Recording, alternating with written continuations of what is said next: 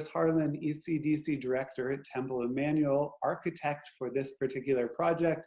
It's a pleasure to connect with you before we watch the video. Would you tell us a little bit more about how this video came together? Sure. Like I said, it was actually about a 4-week project. From time to time over the past many years, I've written poems, and they're all probably stuck in a drawer somewhere here at this desk. This is the first time that this poem had a specific purpose. The stay-at-home poem, well, the title didn't come till later, but it was for children, most specifically for the children of Temple Emmanuel ECDC. And it had a message. And so I kind of thought, well, you know, how can that message get out there? And I knew Kim. I knew Kim through working with her. I've worked with her prior. She was the one who developed our logo for ECDC. And I just had a feeling, a good hunch, and I was right, that she would be the right person. So I called her and or probably texted her first and said, what do you think? Well, you wanted to give this a try. Do you want it? What I initially asked her was, will you do illustrations for the poem? Kim, do you want to kind of take it from there on what happened next? Or yeah, absolutely. So she had contacted me, like she said, and originally it was just going to be one illustration on kind of a one sheet for the poem. And then as we started talking and I started developing things, I drew a couple of images for her, and I was thinking kind of a Shel Silverstein kind of one illustration and done thing.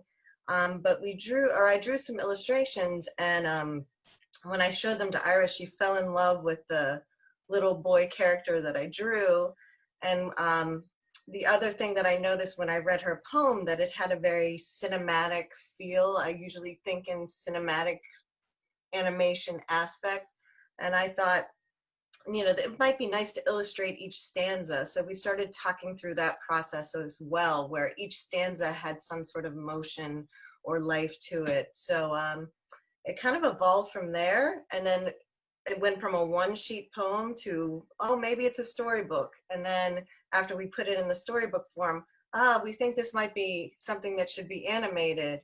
And then we were like, well, maybe we need some music to this. So we talked to Iris's son to do music for us as well. And I got to brush up on my skills with animation and other software. So I definitely became an animator very quickly. But the one thing I will say is that's been really nice, you know, the technology that we have in place now has been so great, even though this is such a tragic time. It's been such a great way for us to collaborate. We were able to do everything digitally, and I could share my screen with her real time and say, what do you think of this animation, or what do you think of this slideshow? So like I said, very sad time, but there's some creative things coming out of it, which is great. Absolutely. And before we get to watch that newest bit of creativity, Iris, would you share with us a little bit about what you're hoping families will take from this poem? Absolutely. Before I do that, I want to give a shout out to my son, Isaac. Before I even shared the poem with Kim, excuse me, I sent it to Isaac. Isaac is a pianist, and he works with in the world of musical theater, and he does a lot of accompanying. So he's very familiar with lyrics and rhythm. And he was kind of my muse. He helped me develop the poem.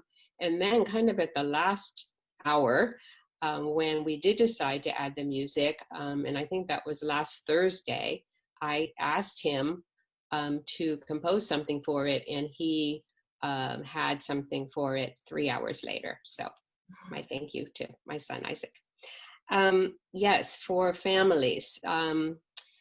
Oh gosh, there's so much I could say about this. You know, as an educator, we are, as a parents and educators, what do? We help children to process what's going on in the world around them. We we give them labels, we facilitate that processing. And here we were in new circumstances where we didn't even know what was going on. I'll never forget that March 13th when the children were leaving school, and we had just found out at about 2 or 2:30 that Mount Lebanon School District had closed and that we would be closing. We didn't even have a chance to say goodbye. There was absolutely no explanation because we hadn't even formed it in our heads. So as we as adults are processing this, and that's challenging, I wanted this poem it started, I don't know how it started, kind of something popped in my head, but the purpose was to have one way. Of course, there are many, many, many ways of helping children process. And my hope was that some children would relate to this. So that's how that evolved. Wonderful. Thank you so much. All right, well, let's watch this video together, and then, Iris, I want to ask you a question as a parent when we finish, but with no further ado. Stay at Home poem. Poem by Iris Harlan. Illustrations by Kim Rullo. Music by Isaac Harlan. For the children of Temple Emmanuel Early Childhood Development Center. What is this thing? A quarantine?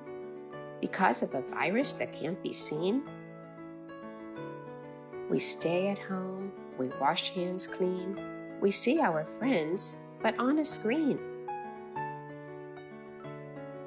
School is closed, a new routine. I cut some pictures from a magazine. Lucky to go out where the grass is green, I jump in our yard on the trampoline. I pretend to be a dragon and a bulldoze machine, but I miss my grandma and Aunt Josephine. I'm lonely and bored. Sometimes I'm mean, 'cause of this virus that can't be seen. How many more days, 10 or 15, when that germ goes away or we get a vaccine? Mom says, don't worry. With 6 feet between, we'll stop the spread of COVID-19.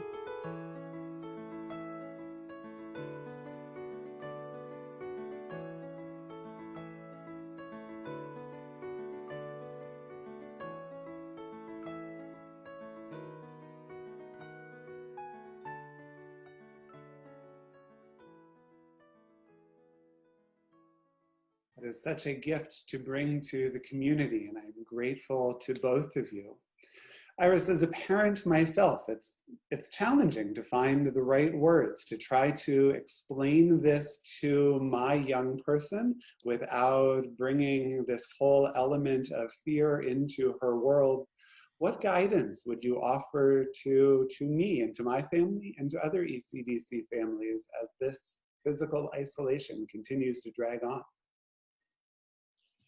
Well, you know, I think I've said many times in the last years that what I learn more and more is how each child is different. When we're studying child development, you know, we learn how they're the same. We learn about the developmental stages, and then we're out in the world with children and we learn how unique they are. But I think, you know, being the listening part is universal. Listening for how is my child, how are our children processing this? There's a balancing act always between giving too much information and maybe not giving enough information. If we don't say anything, then we're not, or if we kind of feel like we want to make it go away because it might be stressful, there's the danger of kind of not giving them the tools that they can master. Again, if we give them too much information and they get too afraid, then they can't master. So in some ways, we can look at development as a series of mastery steps. And of course, they're always ongoing, and they're ongoing into adulthood. but to one element in mastering our fear is mastering our understanding. So if we can understand this germ in a way that we feel we have some control over, and that's actually exactly what we're all doing now. We're trying to control it and we're working together. And I think there's a lot of information and a lot of messages out there about how we're helping each other and to stay healthy by working together. And I think that's a message that will probably be very helpful to children. Thank you. And Kim, I so appreciated the illustrations, the animation, your creativity in putting this together. Would you say a little bit more about other creative projects you're working on at this time? Sure.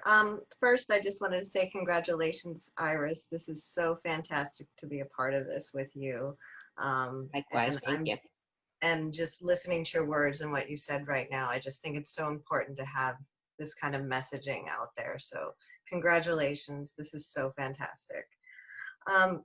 Right now, I'm working on a couple of things. I'm finishing up some illustrations for the respiratory center at Children's Hospital.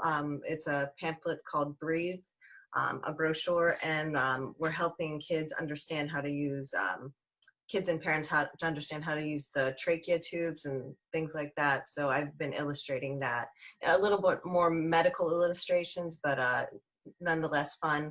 I'm also doing a lot of things with the Dormont Corona Choir. Which is a group that stemmed out of being inspired by what was happening in Italy with the sing-alongs that have been happening.